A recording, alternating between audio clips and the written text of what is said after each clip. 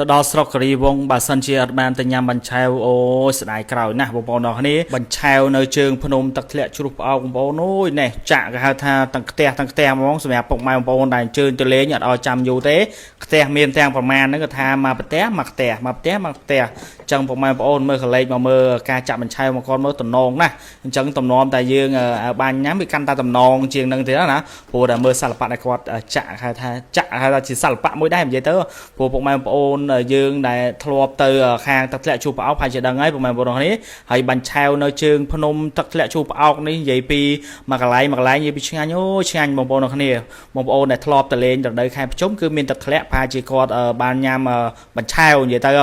ចុះពីខាងផ្សារប្រយ៉ងកោមកគឺមិនភ្លេចទេបាញ់ឆែវហើយថ្ងៃនេះគឺថាបានជួបជាមួយនឹងម្ចាស់ហាងដែលគាត់មានជំនាញមិនក្រោម10ឆ្នាំទេបើនិយាយពីប្រវត្តិគាត់ទៅចាក់តាំងពីគាត់នៅកំមុំរហូតដល់គាត់មានកូនកន្លោះហើយនិយាយទៅចាក់ខ្ទង់7 10ឆ្នាំ8 10ឆ្នាំហើយបើតាមសួរគាត់ទៅណាអញ្ចឹងពុកម៉ែបងប្អូនដែលទៅលេងស្រុកកេរីវងគឺមិនគួររំលងតែម្ដងគឺទឹកធ្លាក់ជ្រុះផ្អោកគឺមានបាញ់ឆែវបាទហើយឈ្មោះកន្លែងគាត់នេះគឺចំណូលទឹកធ្លាក់បាទស្រីអូននិយាយទៅខ្ញុំទៅប្រហែលដងគឺខ្ញុំញ៉ាំហ្នឹងបងប្អូនគ្នាប៉ុន្តែអត់ទាន់បានធ្វើវីដេអូចែករំលែកសម្រាប់ពុកម៉ែបងប្អូនដែលទៅលេងស្រុកកេរីវងទៅចូលកន្លែងញ៉ាំអីឲ្យឃើញណាអញ្ចឹងខ្ញុំសូមណែនាំបើសិនជាពុកម៉ែបងប្អូនចូលចិត្តរបៀបថាមានបន្លែផ្ទាប់មានអីត្រូវបាទគឺថាបាញ់ឆែវទឹកធ្លាក់ជ្រុះផ្អោកពុកម៉ែបងប្អូនអើយមើលឃើញគេហៅថាទាំងថាសតែម្ដងថាបន្លែមិនថាបាញ់ឆែវទេបងប្អូនអើយអញ្ចឹងនៅកន្លែងគាត់គេមានកញ្ចោះអង្គុយបែបជាលក្ខណៈដឹងអីចងចឹងទៅហើយមានអាងទឹកនោះប៉ុន្តែអាងទឹកខាងហ្នឹងអត់ទាន់មានទឹកលេងទេសម្រាប់ពុកម៉ែបងប្អូនដែលចង់ទៅលេងទឹកអីជាមួយនឹងទឹកធ្លាក់ជ្រុះផ្អោកគឺអាចទៅអំឡុងខែ9រហូតដល់ខែ11ព្រោះនៅនេះគឺមានទឹកធ្លាក់ដ៏សែនសុទ្ធស្អាតមែនទែនពុកម៉ែបងប្អូនគ្នាអញ្ចឹងយើងមកមើលការចាក់បញ្ឆៅរបស់គាត់វិញគឺគាត់មានជំនាញចាក់យូរមែនទែនពុកម៉ែបងប្អូនគ្នានិយាយអាចថាចាក់តចំនួនតែម្ដងគឺគាត់ចាក់តាំងពីកូនគាត់នៅទូចរហូតដល់ពេញម្លោះហើយសួរនាំគាត់ទៅណាឃើញគេចាក់តចំនួនពុកម៉ែបងប្អូនអូយបន្លែគេនេះតំណងណានិយាយទៅគេថាបៃតងខ្ចីញ៉ាញ់តែម្ដងហើយទឹកច្រឡុចទឹកច្រឡុចដែរណានេះទឹកច្រឡុចថែម5ចានតែម្ដងសម្រាប់បាញ់ឆែវនៅ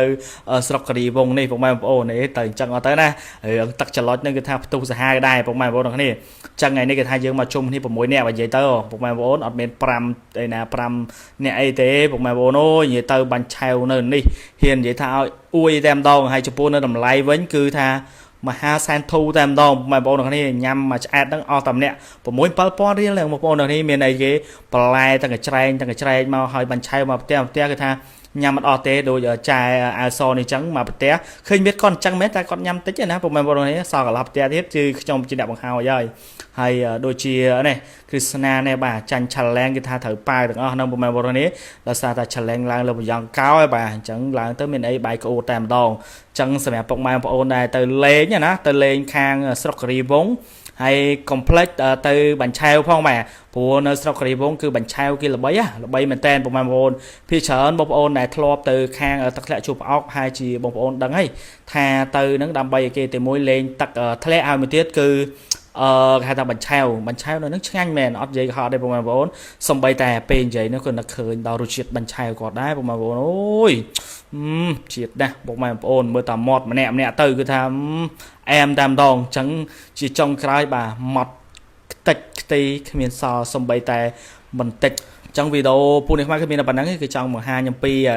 បាញ់ឆែវបងប្អូនបើថាចង់ទៅលេងទឹកធ្លាក់ជួបផ្អោកអីខែនេះអត់ទាន់មានទឹកទេបើថាចង់ទៅញ៉ាំបាញ់ឆែវគឺអូខេហើយ